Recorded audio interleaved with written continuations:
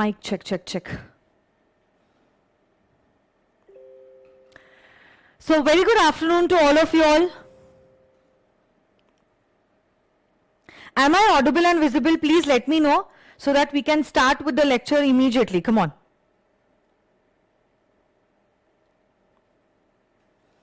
Hello everyone, good afternoon.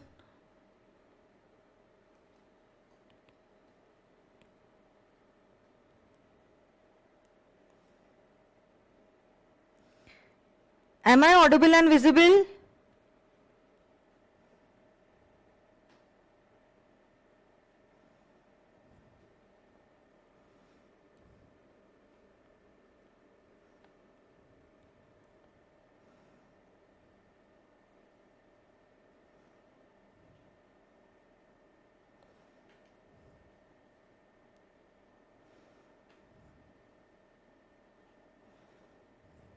अरे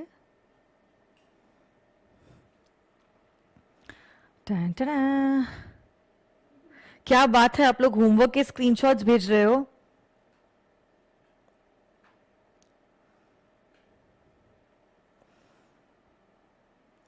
best है। अच्छा, एग्जाम्पल्स के साथ आपने लोगों ने लिखा है, क्या बात है, very good. I am so proud of you all.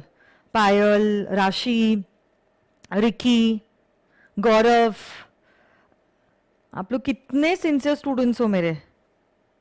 पूजा, संस्कार, रोहित, थोड़ी सी हैंडराइटिंग पे ध्यान दीजिए, रेस्ट एवरीथिंग इज करेक्ट, है ना?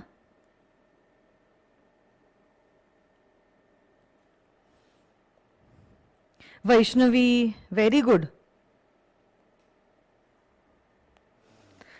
So I think I'm audible as well as visible. Kiran, good Kiran. Gayatri, good good Gayatri.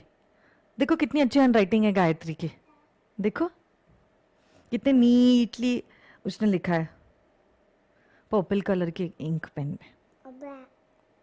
Green है वो, देखा? कितनी नीट एंड क्लीन है हैंडराइटिंग। ये किसकी है? ये भूमि है, ये सृष्टि है, ये साइली है, ये निखिल है,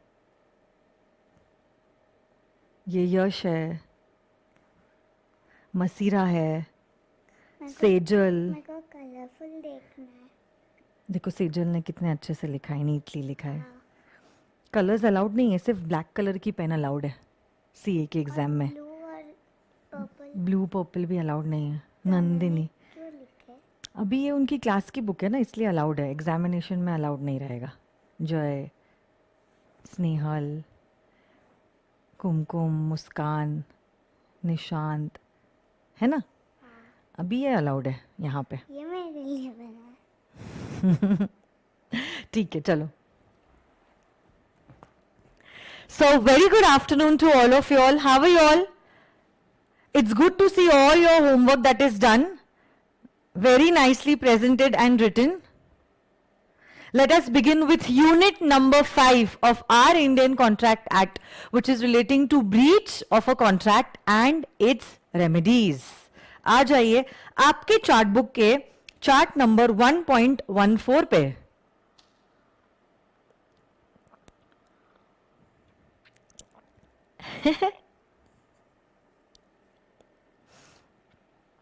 एंड सब लोग आपको हेलो बोल रहे हैं,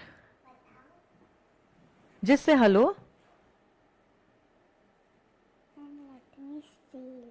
एक मिनट डाउट एक।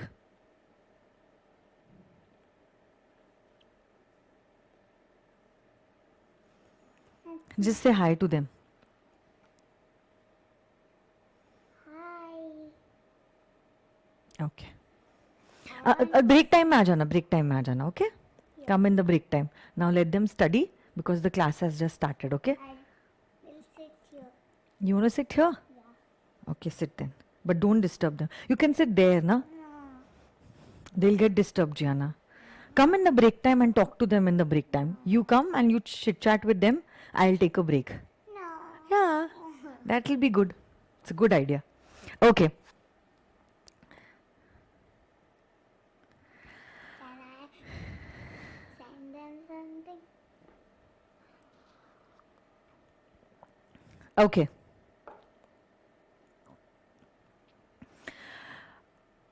देखो ब्रीच ये शब्द का क्या मतलब होता है, क्या आप लोग मुझे बता सकते हो? What do you mean by the word breach? जी है ना, you coming in the camera, go sit there, I want to sit here. they'll get disturbed, Gianna. No. Go, you even you study, even they'll study. When I'll take a break, you also take a break. You are so funny. I'm not funny. Okay. क्या आप लोग मुझे बता सकते हो what do you mean by the word breach? Breach इस शब्द का क्या मतलब होता है? ब्रीच का क्या मतलब होता है? What do you mean by the word breach? I don't know. You have to tell me what do you mean by the word breach. No, Gianna, don't disturb now, okay? Let me see what are they sending. They are sending you hearts. देखो बच्चे बोल रहे हैं हम लोग disturb हो रहे हैं. Shall I sit there? Yo. Sit there, but give me this phone. You can sit there. No. You can watch. No, Gianna, come in the break, na. Then you. Then you. Can I write something you? Not now, in the break time. Now you. Can I sit? You can sit on this square or any of these squares. I want to sit on this one. No, you're coming in the frame. Okay okay so very good. So आप लोग breach इस शब्द से काफी वाकिफ लग रहे हो, क्योंकि बहुत सारे बच्चे बोल रहे हैं मैम धोखा देना मतलब ब्रीच होता है. मयंक, आपको किसी ने धोखा दिया है हाल ही में, आप इतने दुखी क्यों साउंड कर रहे हो? या काजल कह रही है किसी चीज को तोड़ना मतलब ब्रीच होता है. ओके सो बेसिकली, अच्छा रूपल कह रही है मैम ब्रेक करना, ब्रेकअप हो जाना मतलब ब्रीच होता है. कितनी दुखी आत्मा है इस क्लासरूम में. सो यस, ब्रीच का लेमैन लैंग्वेज में यही मतलब होता है जब आप किसी चीज का वादा करते हो और फिर वो वादा आप तोड़ देते हो तो कहा जाता है कि आपने कॉन्ट्रैक्ट को ब्रीच किया है. आपने कोई चीज करने का प्रॉमिस किया और फिर आपने वो प्रॉमिस पूरा नहीं किया, मतलब आपने क्या किया? यस, आपने क्या किया? ब्रीच किया, कॉन्ट्रैक्ट को ब्रीच किया. तो ये जो यूनिट है, unit number 5 is all about breach and it's remedies. कब होता है एक ब्रीच, और इसी ब्रीच के बाद जो भी दुखी आत्मा है, दुखी आत्मा मतलब अग्रीव पार्टी, मतलब जिसके साथ गलत हुआ है, उसके पास कौन से सारे रेमेडीज है in the eyes of law, उसी के बारे में बताया गया है इन यूनिट नंबर 5. ओके तो सुनो मेरी बात.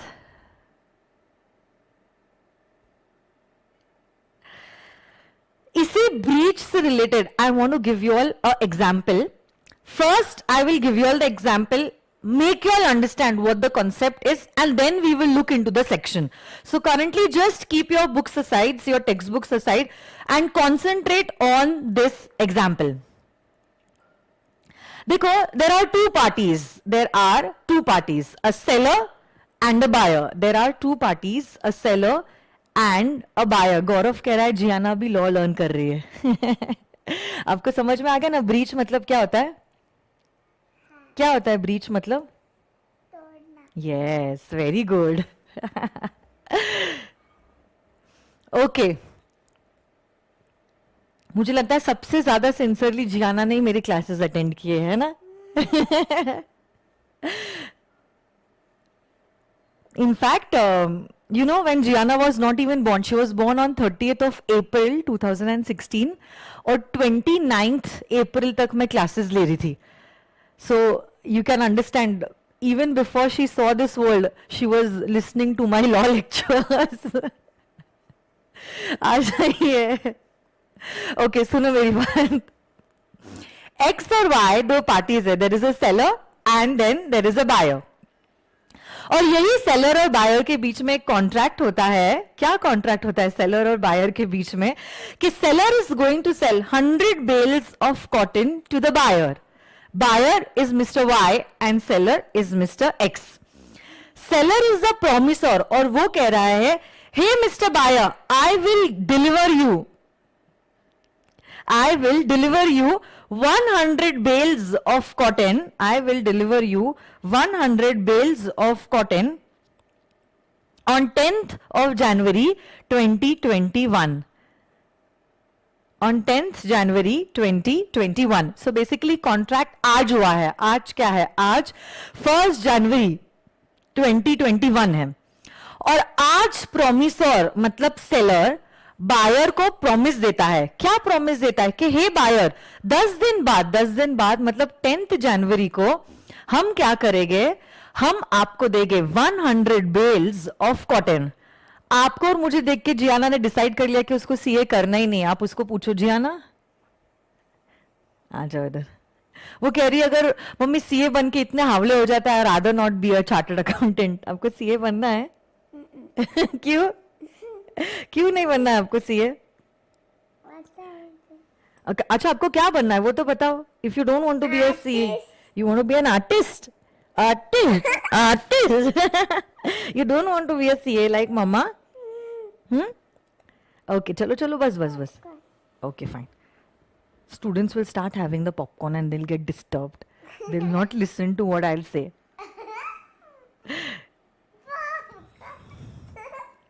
You go and make some popcorn. Go. No. Go? No. Why? No. Okay. सुनो मेरी बात. अभी बस no time pass. Now concentrate. Okay, focus. चलो everyone.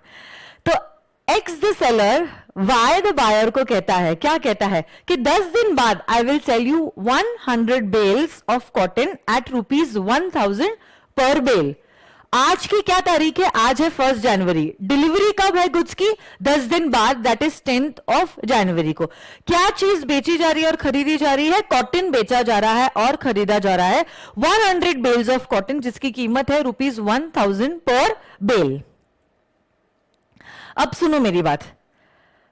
When will it be considered that there is a breach in this contract?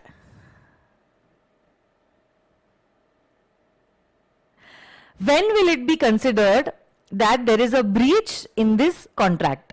अब देखो case number 1. Okay, case number 1. Breach दो type की होती है, anticipatory and actual breach. When will it be considered that there is an anticipatory breach? Anticipatory breach तब होता है, shift little over there, little, just little, थोड़ा सा. Okay, shift. Gianna, please don't do that. Otherwise, you'll have to go down then. Yes. Okay? Okay. Anticipatory breach मतलब performance के पहले ही आपने contract को तोड़ दिया. उसको क्या कहते हैं? Anticipatory breach. मतलब हमारा परफॉर्मेंस का डेट तो 10th ऑफ जनवरी है. 10th जनवरी आने के पहले ही आप कॉन्ट्रैक्ट का प्रॉमिस परफॉर्म करने से मना कर देते हो. उसको कहते हैं एज एंटीसिपेटरी ब्रीच. जैसे कि आई will give you an example. 1 तारीख को एक्स और वाई के बीच में कॉन्ट्रैक्ट हुआ था कॉटन बेचने का और कॉटन खरीदने का. 10 तारीख को उसका परफॉर्मेंस था. बट 1 तारीख के बाद और 10 तारीख के पहले मतलब कॉन्ट्रैक्ट के डेट के बाद बट परफॉर्मेंस के पहले, से फॉर एग्जाम्पल को 7 तारीख को. ओके, तो 1 तारीख के बाद बट 10 तारीख के पहले. तो क्या हुआ यहां पे? 7 तारीख को एक्स द सेलर डिनाई कर देता है बायर को कॉटन सप्लाई करने के लिए. This breach is known as an anticipatory breach. अब तो आपका कॉन्ट्रैक्ट का परफॉर्मेंस 10 तारीख को है, बट आप 10 तारीख के पहले ही इस बायर को कह देते हो कि hey buyer, I am not going to supply you with 100 bales of cotton. This is known as anticipatory breach. This is known as what? Come on, tell me. Anticipatory breach. अब जब कभी भी anticipatory breach होता है, आप क्या कर सकते हो?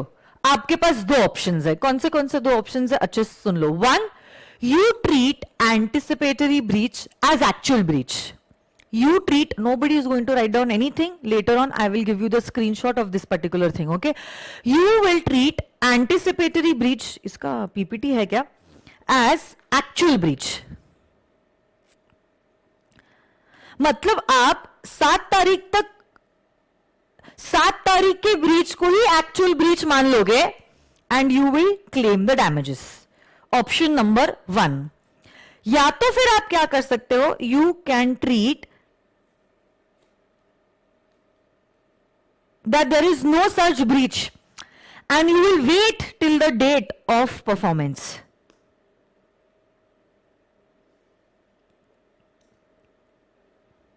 अच्छा, पीपीटी नहीं है. Okay, listen. You have two options. One, you can treat anticipatory breach as actual breach. And immediate basis पे, आपको 10 तारीख तक रुकने की भी जरूरत नहीं है. Immediate basis पे आप क्या कर सकते हो? Damages के लिए दूसरी पार्टी को sue कर सकते हो. Otherwise, you also have one more option, and that option is you will still wait for the date of the performance. It means you will still wait till the 10th of January. अब पहला option हम देखते हैं. पहले option में क्या हुआ है? आपने एंटिसिपेटरी ब्रीच को एक्चुअल ब्रीच ट्रीट किया है, because you treated anticipatory breach as actual breach. अब आपको 10 तारीख तक भी वेट करने की जरूरत नहीं है और इमीडिएट बेसिस पे आप क्या कर सकते हो? डैमेजेस के लिए दूसरी पार्टी को स्यू कर सकते हो. तो देखो, कॉन्ट्रैक्ट में क्या डिसाइड हुआ था? एक्स वाई को 100 बेल्स ऑफ कॉटन बेचेगा, जिसका कीमत रहेगा 1000 रुपीज पर बेल. अब ब्रीच कब हुआ है? 7 तारीख को. 7 तारीख को हम देखेंगे मार्केट प्राइस क्या है. 7 तारीख को हमने देखा मार्केट प्राइस इज ₹1200 पर bell. Market price 1200 rupees per bale and contract price is 1000 rupees per bale. So market price minus the contract price, that is ₹200 per bale, is the damages that is being suffered by our buyer. And we had contracted for how many bales of cotton? 100 bales of cotton. So 200 rupees per bale into 100 bales, that will amount to 20,000 rupees. Immediate basis पे buyer seller से 20,000 रुपए के damages claim कर सकता है. तो देखो, option number 1, what have we done over here? We have treated anticipatory breach as an actual breach. I hope you all are there with me. एकदम मास्टर एग्जाम्पल मैंने बनाया है और इसी एग्जाम्पल से बहुत सारे कॉन्सेप्ट्स जो है वो कवर हो जा रहे हैं. So I am assuming that you are fully concentrating on whatever I am teaching you all. Okay, Bhumi, Nandini, Shyam, Ricky, Kashish, Payal, Nandini, पूजा हो या नहीं मेरे साथ? प्रियल, गौरव, रिकी, सब हो या नहीं मेरे साथ? बोलो. संस्कार, सुनो मेरी बात. अगर कॉन्ट्रैक्ट के परफॉर्मेंस के डे के पहले ही one of the parties denies to give the performance, the other party has two options. First option, उसमें से मैंने आपको सिखाया है, जहां पे मैंने आपको कहा है you will treat anticipatory breach as an actual breach and immediate basis पे you will claim the damages. तो यहां पे 7 तारीख को मार्केट प्राइस था 1200 रुपए, कॉन्ट्रैक्ट प्राइस था 1000 रुपए. 1200 माइनस 1000 मतलब 200 रुपए पर bale, and we had contracted for 100 bales, so which will be equal to 20,000 rupees would be the amount of damages that the buyer can ask from the seller, from option number 1. Now we have one more option, option number 2. What is this option number 2? Option number 2 ये कहता है, क्या कहता है option number 2?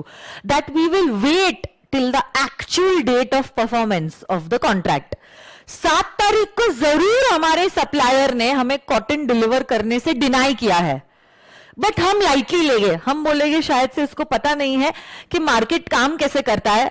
अगर ये मुझे supply नहीं करेगा, उसकी गुडविल का लॉस होगा, तो उसको समझ में आ जाएगा कि जो वो कर रहा है वो गलत है. And thus what you are doing is you are waiting till the actual date of performance, and that is you are waiting till the 10th of January. So you waited till what? The 10th of January. अब देखो 10th of January को अगर seller को समझ में आ जाता है कि जो वो करने जा रहा है वो गलत है, what will he do? He will deliver the cotton to the buyer. He will deliver the cotton to the buyer means he is honoring the contract. Seller buyer को 100 बेल्स ऑफ कॉटन डिलीवर करेगा और buyer seller को 100 bales into 1000 rupees पर bale, मतलब 10,000 rupees जो है दिए जाएंगे. Sorry, how much?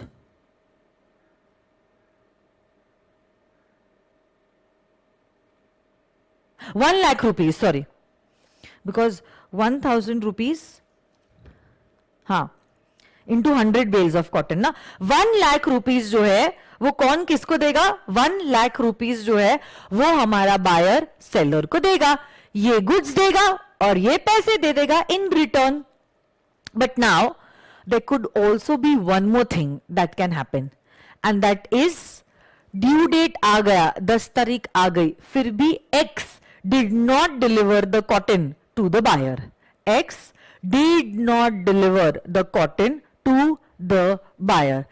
अब अगर ड्यू डेट पे भी हमारा सेलर परफॉर्मेंस देने के लिए रेडी नहीं है, now it has become an actual breach. Now it has become an actual breach and you can immediately claim the damages. अब 10 तारीख का मार्केट प्राइस आप देखोगे क्या है, तो से फॉर एग्जाम्पल पर्पस 10 तारीख का मार्केट प्राइस है 1250 रुपीज पर बेल और हमारा कॉन्ट्रैक्ट प्राइस था 1000 रुपीज पर bale. Then the loss that we have suffered as a buyer is 250 rupees per bale. We had contracted for 100 bales, so basically 100 bales into rupees 250, which will come to 25,000 rupees, would be the damages that the buyer can claim from the seller. Simple. Getting this or no, my dear friends? Bolo. अब देखो, आप देखोगे यहां पे और एक चीज है जो मैंने नहीं लिखी है, और वो पॉसिबिलिटी क्या है? खैर वो पॉसिबिलिटी काफी रेयर है, बट सुन लो आप लोग. ऐसा भी हो सकता है, कैसा भी हो सकता है, ऐसा भी हो सकता है, ऐसा भी हो सकता है 7 तारीख को हमारे सेलर ने कॉटन को डिलीवर करने से मना कर दिया. अब 7 तारीख को तो उसने मना किया, but we chose the option to wait till the 10th of January, that is the actual date of performance. But उस बीच मतलब किस बीच? 7 तारीख के बाद और 10 तारीख के पहले ऐसी कोई घटना हो गई जो होनी नहीं चाहिए थी. Say there was a big fire that occurred in the neighbourhood, because of which even our godown was burned, और ये सारा का सारा कॉटन जो है वो जल के राख हो गया. मतलब गुड्स का सब्जेक्ट मैटर ही डिस्ट्रॉय हो गया. हां, अब अगर गुड्स का सब्जेक्ट मैटर ही डिस्ट्रॉय हो चुका है, एक्ट कहती है now the contract has become void. अब damages तो छोड़ ही दो, इसका तो सवाल ही नहीं आएगा. अगर गुड्स ही नहीं है तो क्या गुड्स सप्लाई करोगे? सब्जेक्ट मैटर ही डिस्ट्रॉय हो गया है. The contract has become void. और आप लोग जानते हो अगर कॉन्ट्रैक्ट void हो जाता है, now you need not perform the contract, and obviously there is no question of asking for damages. Getting this or no, my dear friends? Yes. Now let us check the second point, and that is actual breach of contract. What do you mean by an actual breach of contract? When on the due date of the performance, one of the parties denies to perform the promise, it is known as an actual breach. It is known as an actual breach of contract. Now, there are two possibilities. Time is the essence of the contract and time is not the essence of the contract. If time is the essence of contract, आप याद कीजिए वो लहंगा वाला example. आपकी शादी जो है वो 9 तारीख को है, 9 मई को आपकी शादी है, और आपने कहा था 1 मई तक आप लहंगे की डिलीवरी दे देना.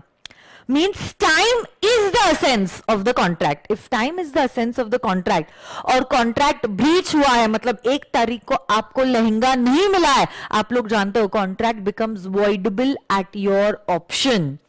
या तो आप immediate basis पे contract को terminate कीजिए और damages claim कीजिए, या तो फिर आप क्या कर सकते हो? Option number 2, you can give more time for the performance of the contract. But say time is not the essence of the contract, then my dear friends, आप damages claim कर सकते हो for non-performance of the contract. And sometimes actual breach can also be during the course of performance. During the course of the performance मतलब क्या हुआ, 100 bales of cotton deliver करने का वादा किया था, सेलर ने 50 बेल्स डिलीवर किए और 50 बेल्स डिलीवर करने से मना कर दिया, मतलब ड्यूरिंग द कोर्स ही denied to perform the contract. तो जितना परफॉर्म नहीं हुआ है उतने के लिए आप स्यू कर सकते हो और प्रोपोर्शनेट डैमेजेस क्लेम कर सकते हो. प्रोपोर्शनेट डैमेजेस ऑब्वियसली क्लेम कर सकते हो. तो अगर 50 बेल सप्लाई हुआ है और 50 पेंडिंग है, you can ask for damages only for the remaining 50 bales of cotton. Pulkit ये सवाल पूछ रहा है, I knew that this question will come, कि मैम सपोज ड्यू डेट पे कॉटन का प्राइस जो है क्या हो जाता है 180 रुपीज, मतलब मेरे को समझ में नहीं आया 1000 का 180 कैसे हो जाएगा.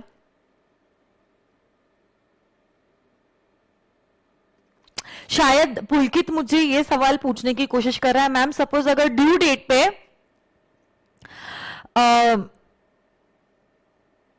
कॉटन का प्राइस मार्केट प्राइस शायद कम हो जाता है as compare to the contract price. Is it that you want to ask me Pulkit? क्योंकि 180 रुपीज 1000 से 180 कैसे हो सकता है?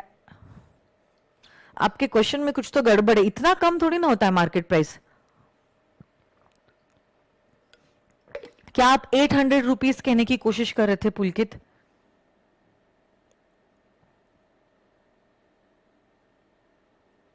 हाँ राइट, प्राइस अगर कम हो जाती है तो क्या, I knew that this question will come. अभी देखो, now you don't think that you are a students, think from the point of view of a businessman. आप सोचो, आप खुद सोचो, आप हो ये मिस्टर एक्स, आप ये सेलर हो जो कॉटन सप्लाई कर रहे हो. ओके, से फॉर एग्जाम्पल आपने वाई के साथ कॉन्ट्रैक्ट एंटर किया है, every bale of cotton that I will sell you, I will charge you ₹1000 पर बेल.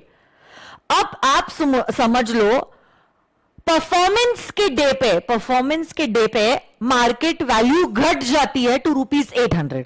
कॉन्ट्रैक्ट प्राइस 1000 है, कॉन्ट्रैक्ट प्राइस क्या है 1000 है, और मार्केट प्राइस घट गया from 1000 to ₹800. My dear friends, X will never breach the contract. Why will X not breach the contract? पुलकित आप मुझे बताइए X contract को क्यों नहीं breach करेगा? Because my dear friends, Pulkit, okay, and for all those students who had the same doubt, X will never breach the contract. Why will X never breach the contract? क्योंकि अगर वो market में same cotton बेचने जाएगा उसको सिर्फ 800 रुपए मिलेंगे, जबकि Y को अगर वही कॉटन बेचेगा उसको 1000 रुपीज पर बेल मिलेगा. So why will he breach the contract with Y? In fact, he will first honor the contract because he is going to secure himself. है ना भूमि, रोहित, पुलकित, डिड यू अंडरस्टैंड दिस?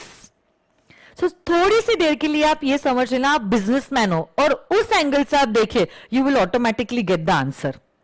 उसको ही loss होगा अगर वो contract को breach करेगा तो, क्योंकि अगर वो मार्केट में बेचेगा उसको 800 रुपए मिलेंगे और अगर वो वाई को बेचता है तो उसको 1000 रुपए मिल रहे हैं.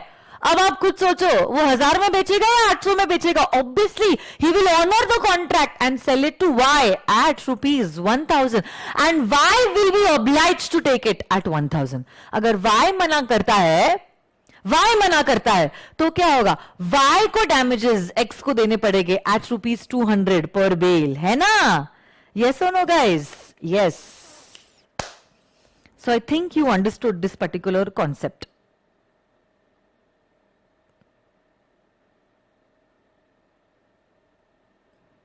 गायत्री बोल रही है बट मैम उसके पास अगर 100 बेल्स कॉटन है ही नहीं बेचने के लिए तो फिर वो ब्रीच होगा, फिर आप डैमेजेस क्लेम करोगे. ठीक है, और मैं आपको बताती हूं अगर उसके पास नहीं भी होगा ना तो वो मार्केट से 800 रुपए में उठाएगा और 1000 में वाई को बेचेगा तो भी उसका 200 रुपए का मुनाफा होगा. हाँ खुशी, आई टोल्ड यू ना, अगर वाई कॉन्ट्रैक्ट को ब्रीच करता है तो क्या होगा? वाई मना कर देता है that I don't want to purchase the goods, then Y will have to pay the damages to X. So I think you all have understood the concept, because जिस तरह से आप क्वेश्चंस पूछ रहे हैं I can understand that you all have understood the concept. Okay. So let us move ahead. Come on.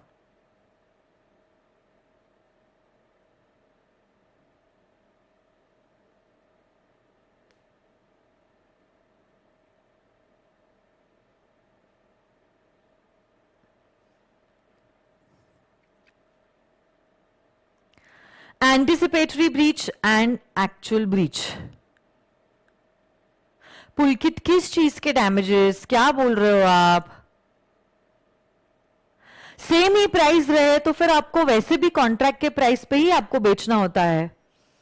आप तो 1000 में ही बेचोगे, फिर डैमेजेस का कुछ सवाल ही नहीं आएगा.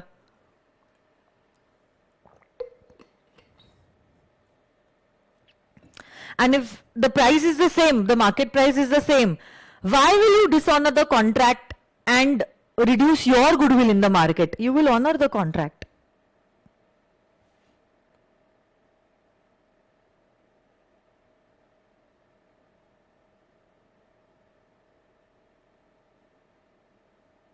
Okay. वैष्णवी रुक जाओ, आपके सवाल का जवाब मैं बाद में दूंगी, because that is special damages that I will teach you later on. Okay.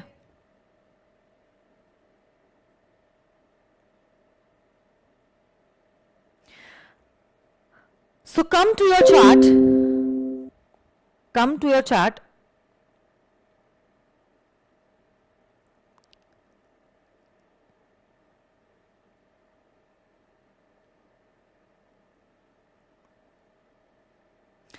निशान पूछ रहा है मैम सेलर ने पहले ही मना कर दिया था सप्लाई करने के लिए, तो कॉन्ट्रैक्ट वॉइड क्यों होगा अगर फायर हो जाता है तो? देखो आपने मना किया, but we have waited till the date of the performance ना. सो डेट ऑफ परफॉर्मेंस 10 तारीख है. We treated the anticipatory breach. We did not treat the anticipatory breach as anticipatory breach and we waited for the date of the performance. और उस बीच में अगर fire हो जाता है तो कॉन्ट्रैक्ट वॉइड हो जाता है. ठीक है.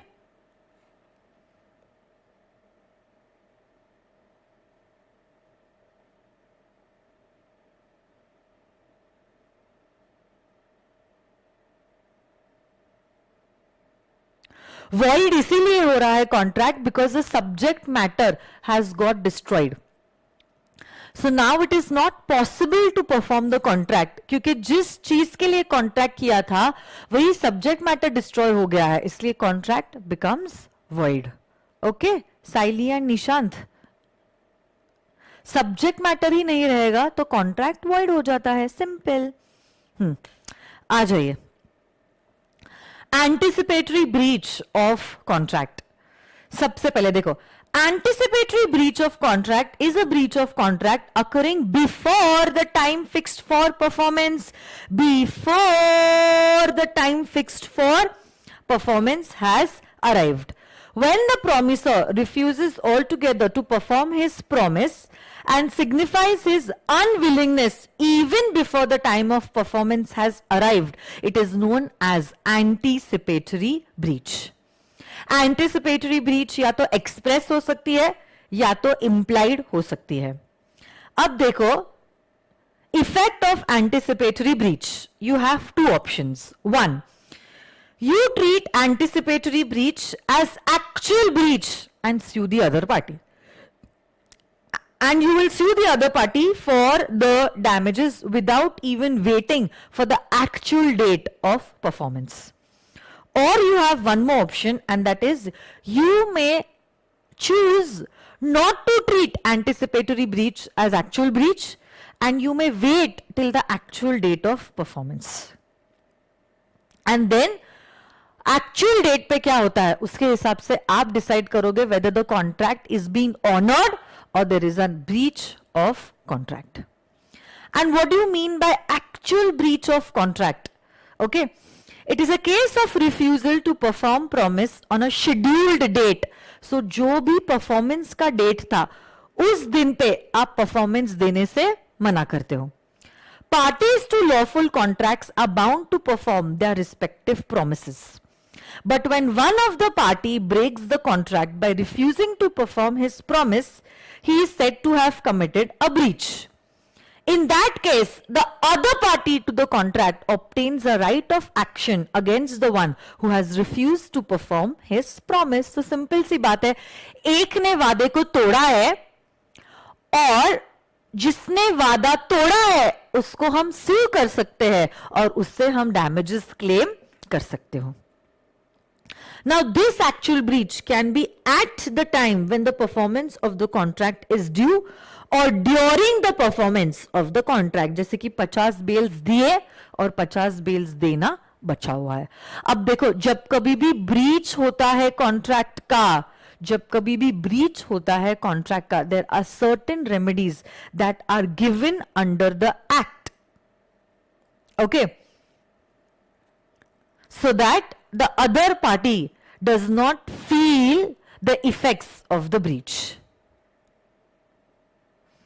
So देखो, remedies for the breach of contract. पहली बात तो सबसे first and obvious remedy is, तोड़ने के वजह से, ये वादा तोड़ने के वजह से, ये कॉन्ट्रैक्ट ब्रीच करने की वजह से आपको जो भी नुकसान हुआ है वो नुकसान आप क्लेम कर सकते हो. That is you can claim the damages. But देखो, डैमेजेस के अलावा भी there are certain things that you can gate.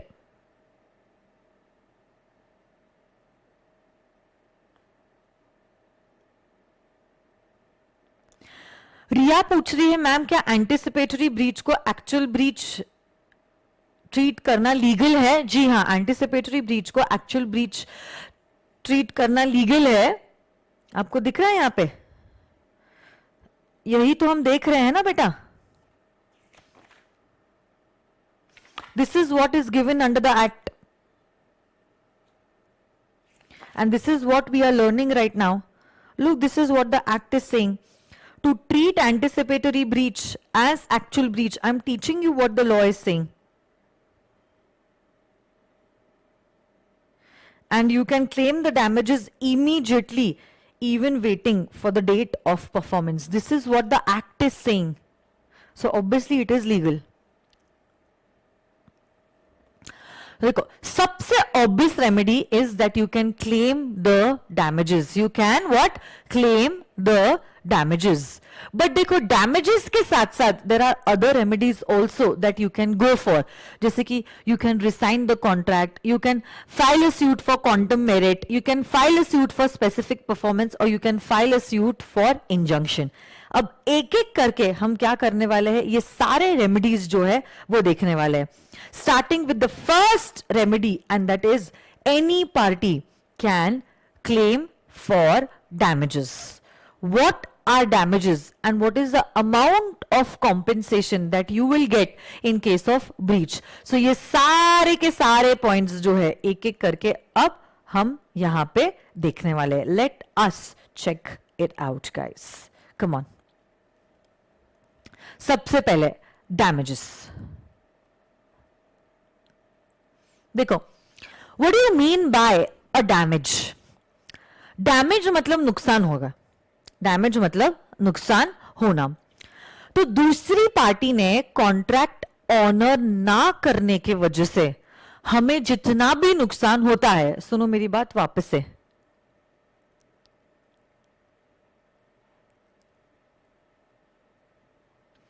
सुनो ना मेरी बात. वादा तोड़ने के वजह से हमें जो भी नुकसान हुआ है, वादा तोड़ने के वजह से हमें जो भी नुकसान हुआ है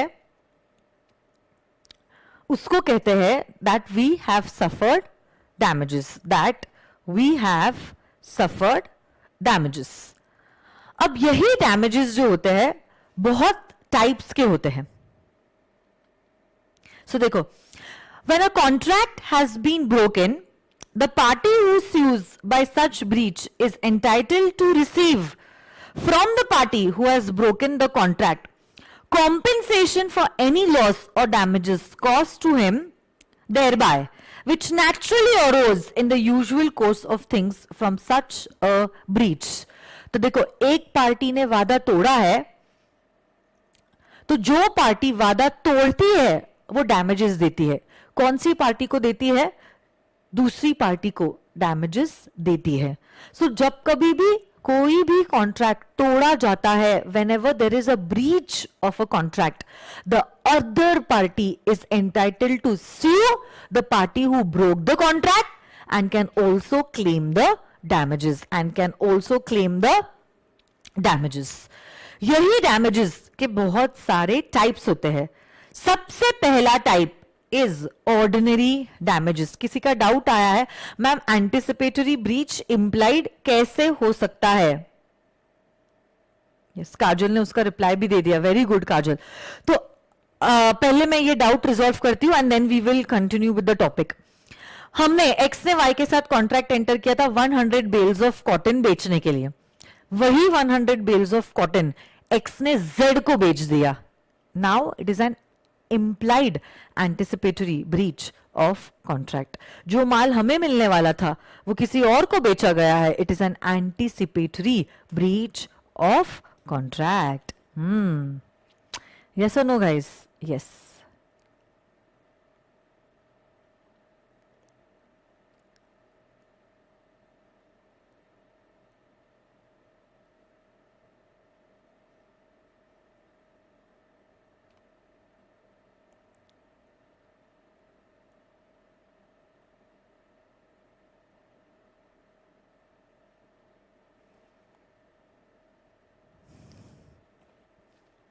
First is ordinary damages.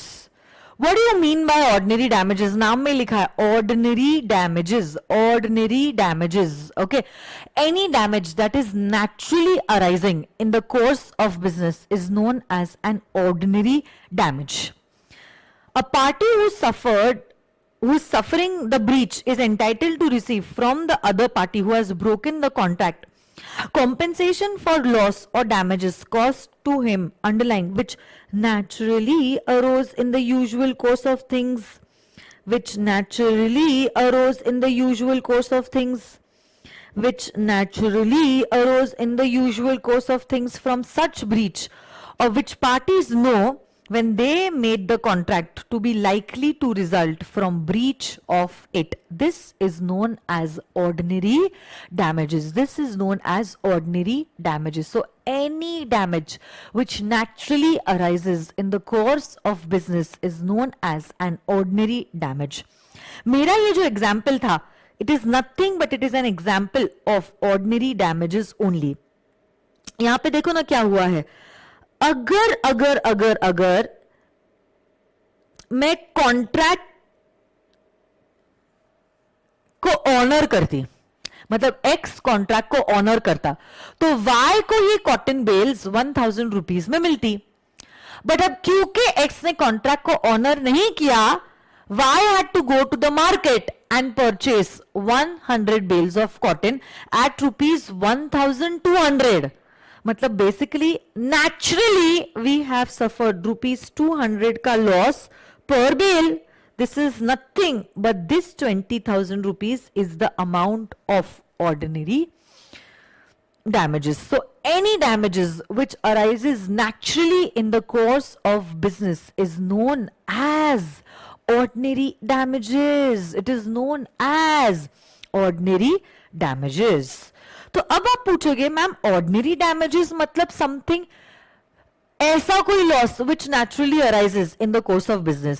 So what do you mean by special damages?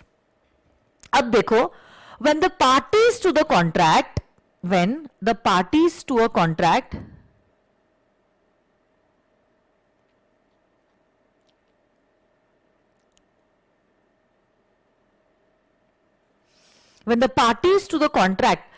are made aware of certain special circumstances.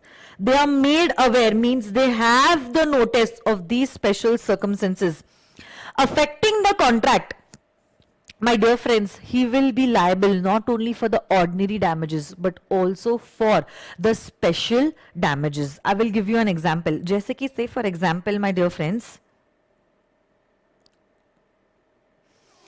जब x और y के बीच में कॉन्ट्रैक्ट हुआ था, y ने x को बोला था, y ने x को बोला था, क्या बोला था y ने x को, कि तू 10 तारीख को मुझे ये 100 बेल्स ऑफ कॉटन सप्लाई करना, क्योंकि आगे मुझे ये कॉटन बेल्स किसी और को सप्लाई करने हैं। कल जाके अगर तू कॉटन बेल सप्लाई नहीं करेगा, मेरा नुकसान हो जाएगा। So please supply the cotton bales on time. Mister X is made aware about the special circumstances, okay, of that particular contract, कि जो भी माल Y X से लेने वाला है, वो माल Y आगे किसी और को बेचने वाला है। ऐसी कोई बात अगर है, तो उस केस में my dear friends, Y ordinary damages के साथ साथ स्पेशल डैमेजेस भी क्लेम कर सकता है।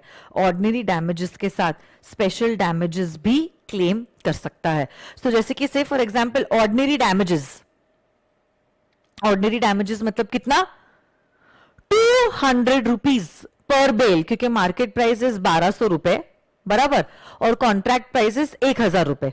सो differential price is ₹200 rupees into 100 bales मतलब 20,000 रुपीज आप ऑर्डिनरी डैमेजेस तो क्लेम कर ही सकते हो।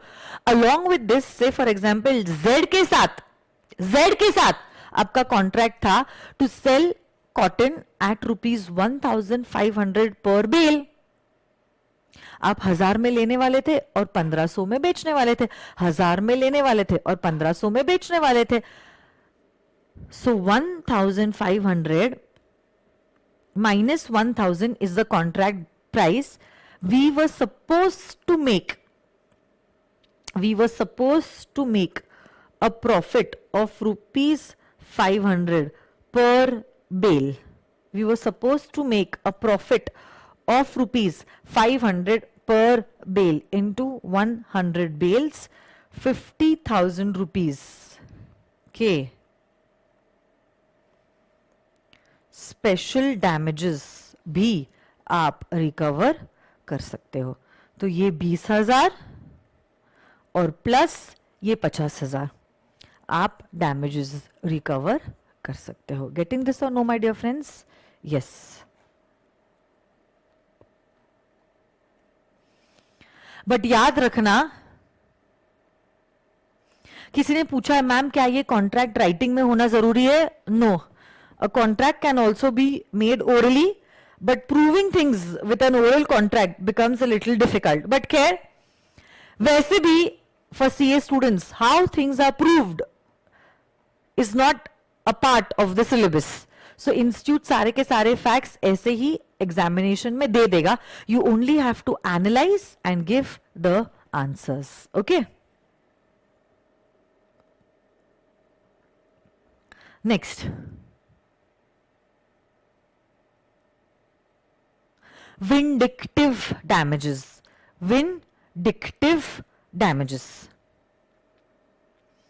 और exemplary damages। एक्चुअली ये जो damages है, ये मॉनेटरी टर्म्स में ना होते हुए these are more a kind of emotional और a loss of goodwill damage, जिसको हम एक्चुअली पैसों में तोड़ ही नहीं सकते हैं।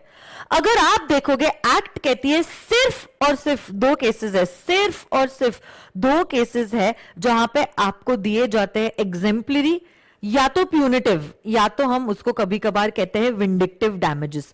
कौन से 2 केसेस में you are granted vindictive damages? 1, promise of marriage को आपने तोड़ा है, आपने किसी से वादा किया था, आपकी सगाई हो चुकी है शादी करने के लिए, और अब आप ये शादी तोड़ रहे हो, आपने ये सगाई को तोड़ा है। अब यहां पे देखो, मॉनेटरी टर्म्स में हो सकता है आपका नुकसान नहीं हुआ है, बट नुकसान आपका हुआ है more in the sense of your feelings have got hurt. तो जितनी ज्यादा आपकी फीलिंग्स हर्ट हुई है, उतनी ज्यादा आप डैमेजेस क्लेम कर सकते हो। इसी को कहते हैं vindictive damages. And the other point is wrongful dishonor of a check। wrongful dishonor of a check.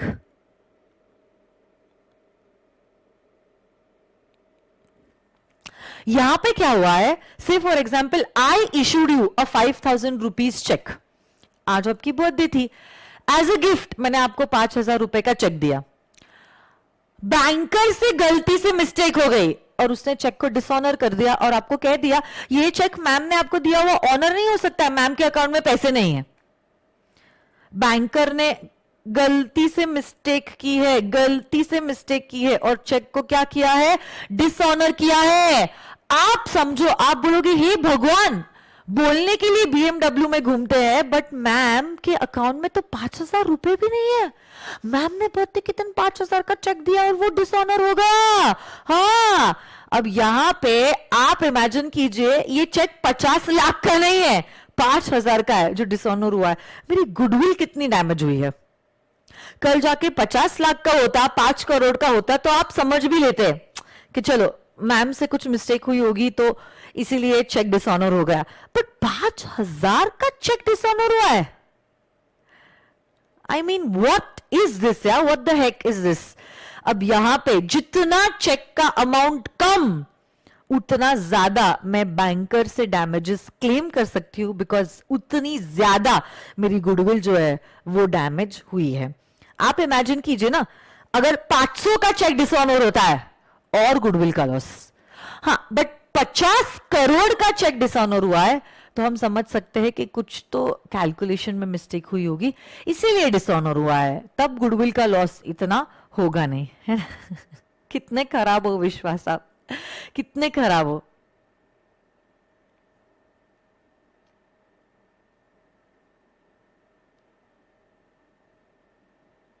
Okay, तो the lesser the amount of the check, the more amount of vindictive damages you can claim from the banker for the wrongful dishonor of your check.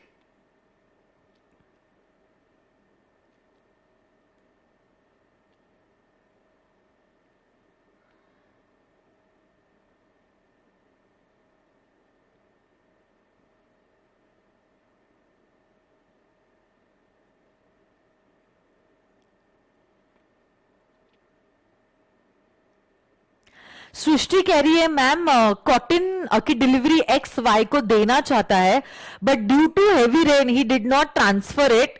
तो and X बोलता है कि मुझे Y को भेजना है तो क्या होगा. Let me tell you one thing, delivery of goods and transfer of ownership are two different things. Srishti, तो हो सकता है एक्स के पास अभी तक फिजिकल पोजेशन है कॉटन का but he has transferred the ownership to Y and then Y can transfer the ownership to Z. That will not be considered as a breach. It may happen that ownership of the goods has been transferred but the delivery is still with the seller. This actually in detail you will learn in the Sale of Goods Act. Okay, तो cell कब माना जाता है, cell तब माना जाता है जब ownership in the goods has transferred, उसको हम कहते हैं property in the goods has been transferred. जैसे ही प्रॉपर्टी ट्रांसफर हो जाती है the contract is honoured. Physical possession से ओनरशिप का कोई भी लेना देना नहीं होता है. सृष्टि, ठीक है.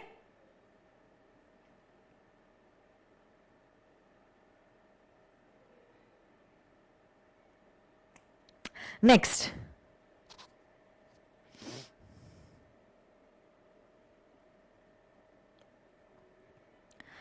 सो विंडिक्टिव डैमेजेस भी हो गए. One is when you breach the contract of marrying someone or when there is a wrongful dishonor by the banker of his customer's check. Next type of damage is a nominal damage. नाम में लिखा है nominal. nominal मतलब बहुत छोटा. nominal मतलब क्या होता है बोले तो बहुत छोटा. एक्चुअली मॉनेटरी टर्म्स में अगर देखें तो ये डैमेज का अमाउंट बहुत ज्यादा भी नहीं है.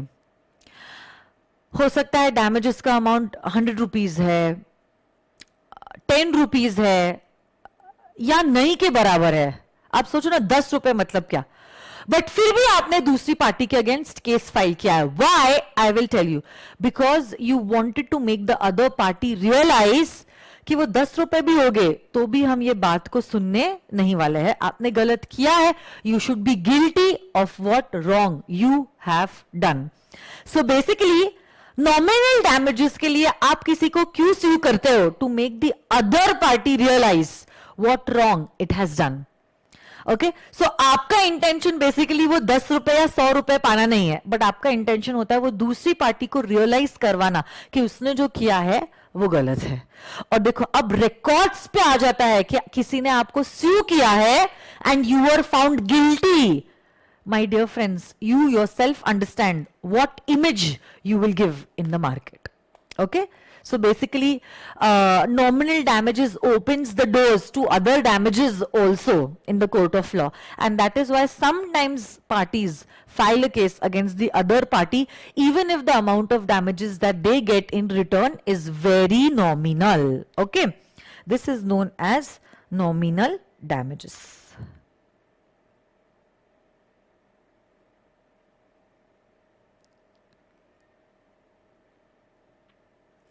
So, where plaintiff has proved that there has not been a breach of contract, when there has been, a breach of contract, but he has not in fact suffered actual any real damages. यार 10 रुपए कहाँ पे चले जाते हैं आज के दिन में, हम समझ में भी नहीं आता है. सिर्फ 10 रुपए का डैमेजेस हुआ है, बट हुआ तो है ना.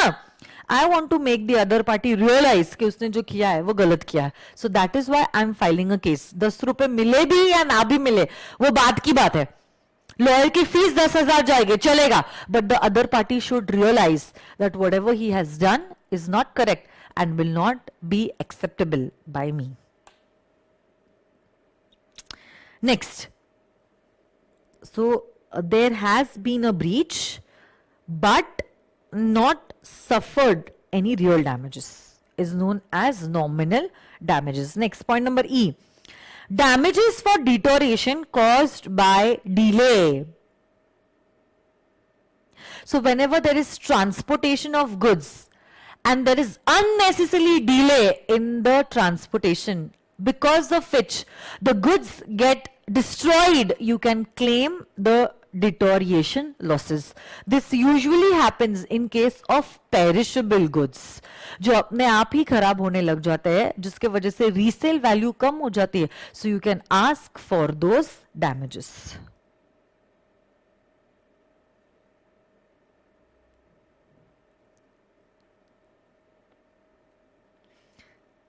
तो देखो ना, जैसे कि यहां पे क्या हुआ है,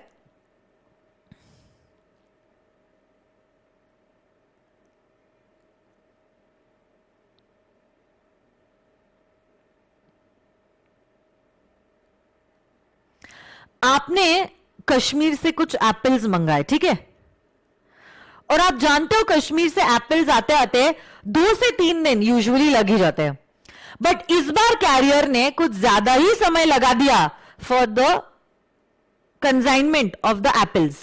He took approximately 7 days for the transportation of these apples from Kashmir to Pune, because of which there was a deterioration in the apples. कुछ apples सड़ गए. Usually अगर मैं say for example अगर मैं 10 kgs एप्पल मंगवाती हूं, usually 3 ही kgs एप्पल 3 एप्पल्स ही डिस्ट्रॉय होते हैं. But because of this delay इस कंसाइनमेंट में there were 12 apples that got damaged. So 9 apples got damaged because of delay in the transportation. You can ask for the damages for the deterioration caused due to the delay. And last is prefixed damages. Prefixed damages.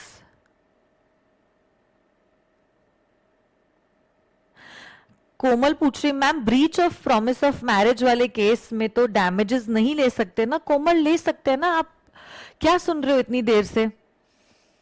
आप vindictive damages ले सकते हो.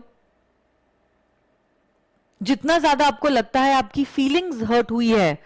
अब वो कैसे decide होगा? कोई metre तो नहीं है. So basically you will decide according to the circumstances. जैसे कि से फॉर एग्जांपल आपकी सगाई अभी हुई है और शादी 6 महीने बाद है, और सगाई के 10 दिन के अंदर ही the other party denies to get married to you, तो डैमेजेस कुछ कम मिलेंगे एज कंपेयर टू आपकी शादी अब 2 दिन बाद है, कार्ड्स बढ़ गए हैं, तैयारी हो गई है, आपका ट्रूजो पैक हो गया है, घर पे मेहमान आ चुके हैं, और अब शादी के 2 दिन पहले दूल्हा मना कर रहा है आपसे शादी करने के लिए, तब ऑब्वियसली आपकी फीलिंग्स और ज्यादा हर्ट होगी, because in these 6 months you have got connected to him, his family, समाज में ये न्यूज स्प्रेड हो गई है, आपके रिलेटिव्स घर पे आ चुके हैं, आपकी बेइज्जती होने वाली है, आप इमोशनली ट्रॉमा में जाने वाले हो, ऑब्वियसली विंडिक्टिव डैमेजेस आपको ज्यादा मिलेगी. You can claim damages. Komal आप कहां पे हो? चाय ले लो कोमल.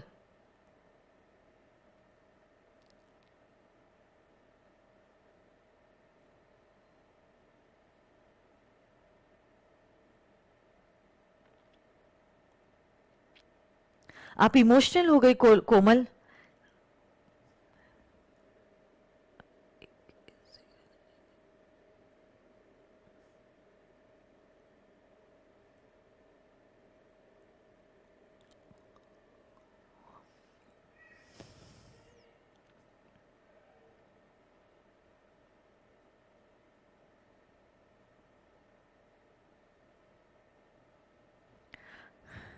कोमल आर यू देयर? कि कहां पे आप खो गए?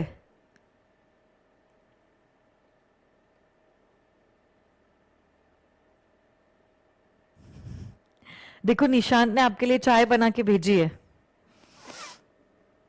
कोमल का रिप्लाई नहीं आ रहा है.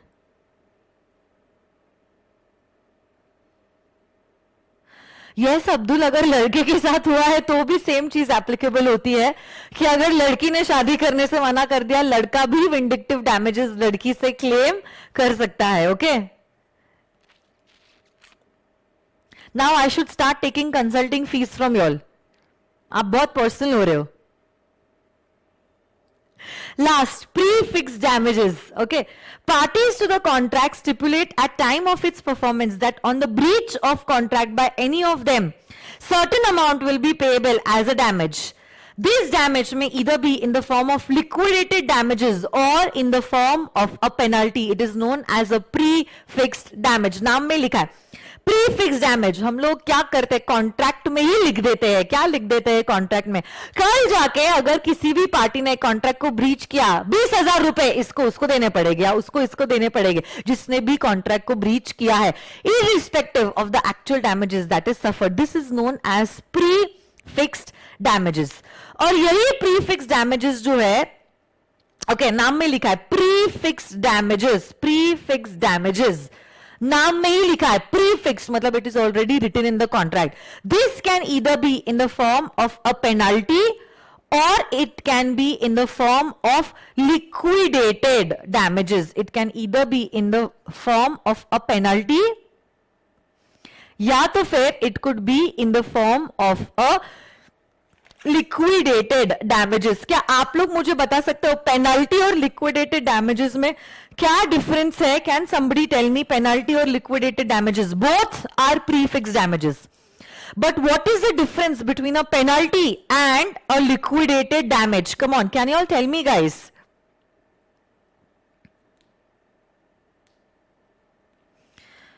Penalty जो होता है, penalty, it is an unreasonable amount. Penalty is an unreasonable amount. Say for example, I will teach you foundation law and you will pay me 5,000 rupees. अगर आपने मुझे मेरी 5,000 rupees नहीं दिए, I will recover 50,000 rupees from you. Contract का price ही consideration 5,000 है और 5,000 ना देने के लिए 50,000 rupees is an unreasonable amount. It is, I mean, तूफान अमाउंट है ये. How can you ask for 50,000 rupees as a penalty? Okay, penalty already prefixed in the contract. It is an unreasonable amount. But let me tell you one thing. Courts in India have said that even if there is a penalty fixed in the contract, what you can only get as damages is a reasonable compensation not exceeding the amount that you had mentioned in the contract. तो अगर आपने कल जाके मेरे classes ले लिए और fees नहीं दिए, दो कॉन्ट्रैक्ट में लिखा था कि आपके ऊपर 50,000 की पेनल्टी होगी, I can not ask for 50,000 rupees from you. What I can only ask from you is rupees 5,000, the actual loss that I have suffered because you did not pay my fees. और liquidated damages में क्या होता है my dear friends, liquidated damages में आप एक reasonable अंदाज निकालते हो, अप्रोक्सीमेट अमाउंट निकालते हो कि कितना लॉस सफर हो सकता है अगर ब्रीच होता है तो, और वही आप प्रीफिक्स कर देते हो in the contract itself. This is known as a liquidated damages. Okay, अब आप समझ लो, चाहे ये पेनल्टी है या चाहे ये लिक्विडेटेड डैमेजेस है, they will arise only if there is a breach of contract. अगर कॉन्ट्रैक्ट ब्रीच नहीं होता है और पार्टीज ने कॉन्ट्रैक्ट के हिसाब से अपना प्रॉमिस निभाया है, तो ब्रीच के सेक्शंस अट्रैक्ट होते ही नहीं है. गेटिंग दिस और नो माय डियर फ्रेंड्स? बोलो हाँ या ना, बोलो. सो बेसिकली लिक्विडेटेड डैमेजेस में there is a genuine pre estimate कि अगर सपोज ब्रीच हुआ तो फिर इतना अमाउंट जिसने ब्रीच किया है वो दूसरी पार्टी को देगी. It's already fixed in the contract, already fixed in the contract. Penalty एक अनरीजनेबल अमाउंट है, जबकि liquidated damages is a genuine pre-estimate of the damages that the party may suffer because of the breach. चाहे ये penalty है या चाहे ये liquidated damages है, both arise only when there is a breach of the contract. When there is no breach, none of them can be asked for. Getting this or no, my dear friends? Yes.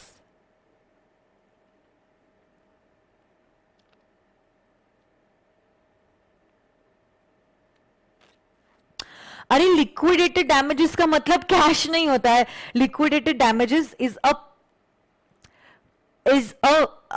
Damage that is pre defined in the contract itself.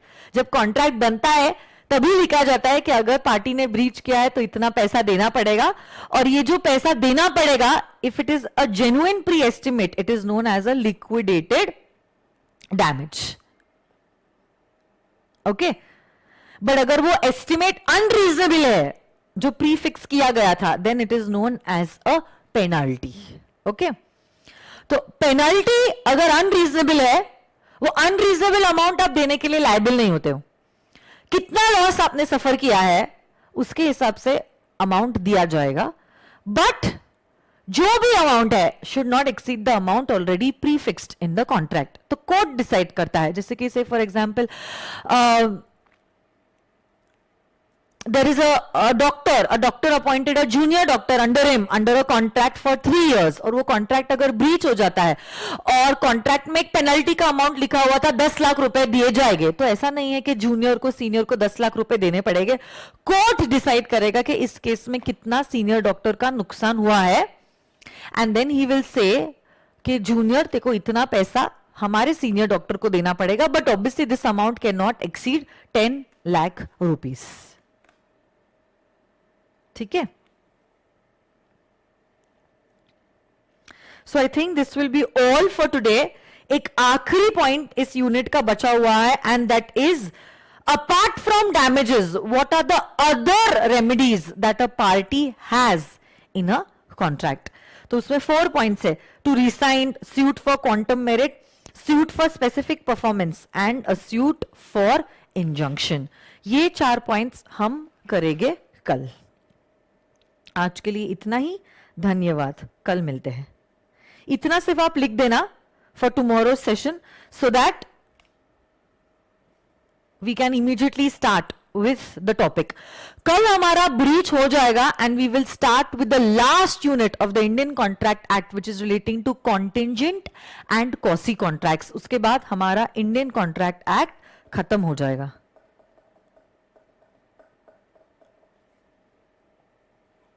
ठीक है, so please write it down.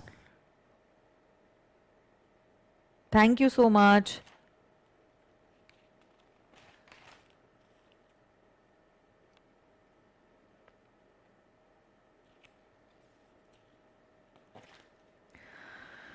रिया क्या पूछ रहे हो आप ma'am? इस section 73 और section 39 और 38 में क्या डिफरेंस है?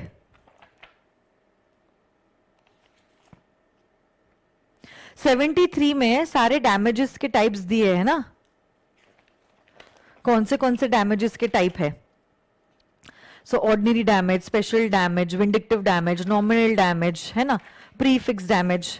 इसमें सारे डैमेजेस के टाइप दिए हुए हैं. और आप क्या बोल रहे हो सेक्शन नंबर 39 में और 38 में?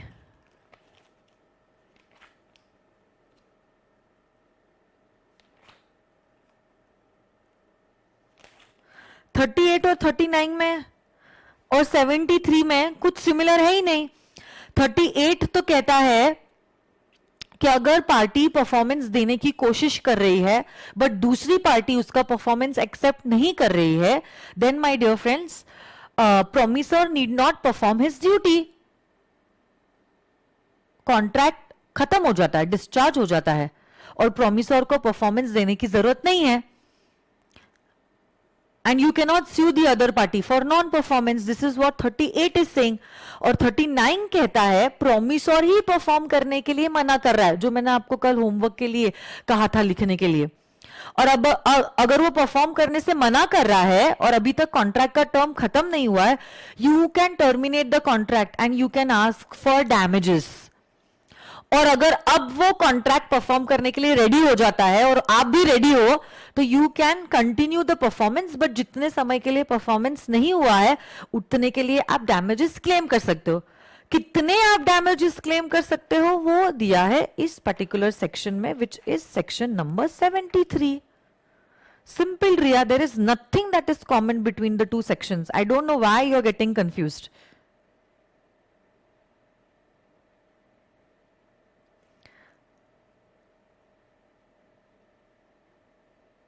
Please make a note of this particular table, suit on quantum merit, and then tomorrow I will teach all the remaining concepts of breach, and we will start with the last unit, that is contingent and quasi contracts. ये SUQM is suit upon quantum merit. Full form आपको लिखना है, short form सिर्फ मैं ही लिखने के लिए allowed हूं. Okay, so thank you very much. See you all tomorrow. Bye bye. And please start watching companies act lectures simultaneously. Okay, most of you all have started to watch them. I want the remaining students to start watching the lectures. See you tomorrow. Bye bye.